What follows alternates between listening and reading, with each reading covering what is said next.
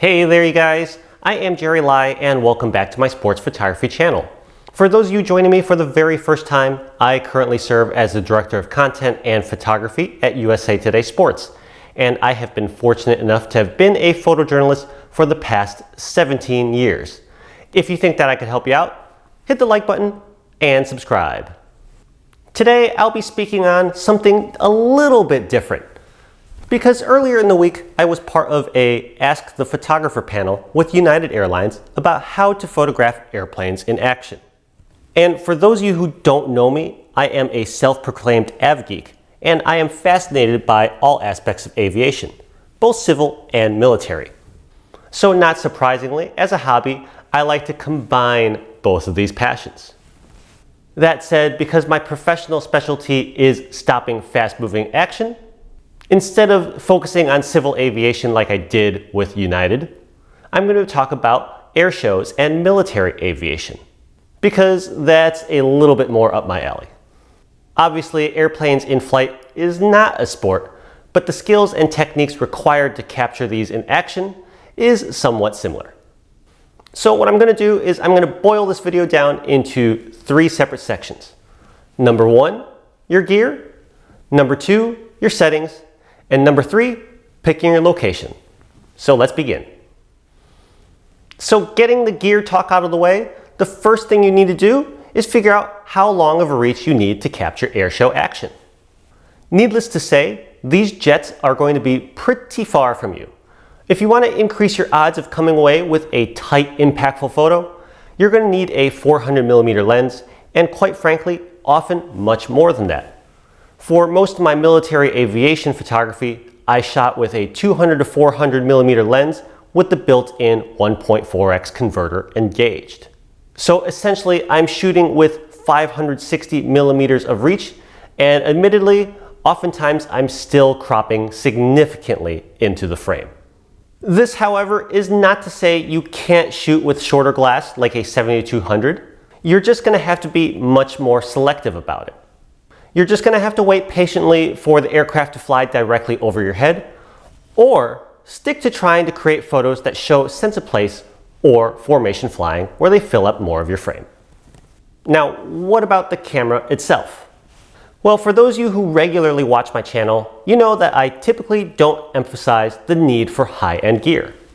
I preach that you generally can overcome limitations in your equipment with superior knowledge and superior positioning. This is absolutely true in sports, but in sports, the action is pretty predictable in where it's going to end up, and humans can only move so fast. They don't move speed of sound fast. So quite frankly, what camera is going to keep up with the F-16 Fighting Falcon screaming past you at over 500 miles per hour? A Canon 1DX or a Canon Rebel? Obviously, the autofocus capabilities of the higher end body is going to be much superior in tracking something that is moving what's seemingly impossibly fast. I'm not saying you can't get photos with non-flagship level gear. Your hit percentage is just going to be far lower. Now, I've personally been lucky enough that I'm able to shoot with either a Canon 1DX series body or a Sony A9 series body. But I understand that those high-end flagships are a little bit out of reach for a lot of you watching out there. Fortunately, that high-end autofocus technology is starting to trickle down to, quote, prosumer grade cameras, and we're seeing that in a lot of great mirrorless bodies out there, such as the Canon R6, the Canon R5, and the Sony A7 series.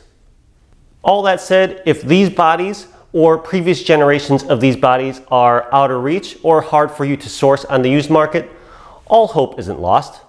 You can follow the additional tips that I'm about to talk about, and I guarantee that you'll come away with some great airshow photos nonetheless.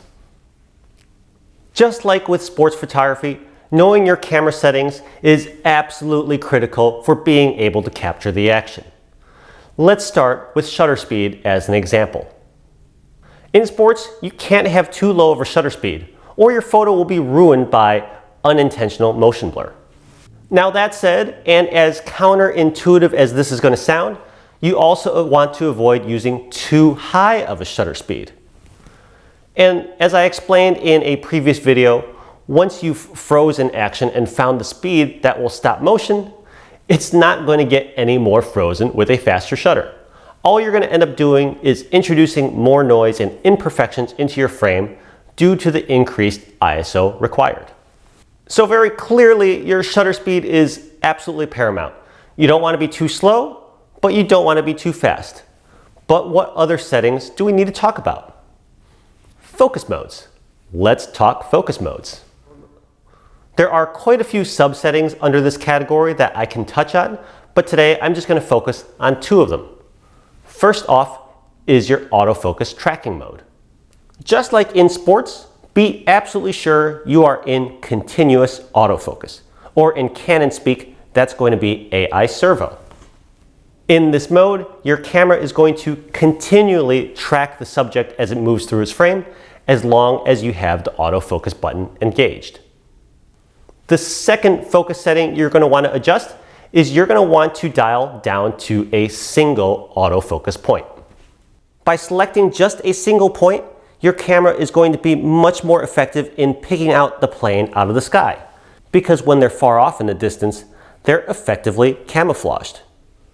There's not going to be a lot of contrast in your frame for the autofocus system to engage, so by telling your camera to use just one single point, you'll reduce the likelihood that your camera is just going to shoot out into infinity hunting for focus. That said, I will readily admit that it is not the easiest thing in the world to put a single dot on an object moving 500 miles per hour through your frame. So there is a small hack that you could get away with to make this easier.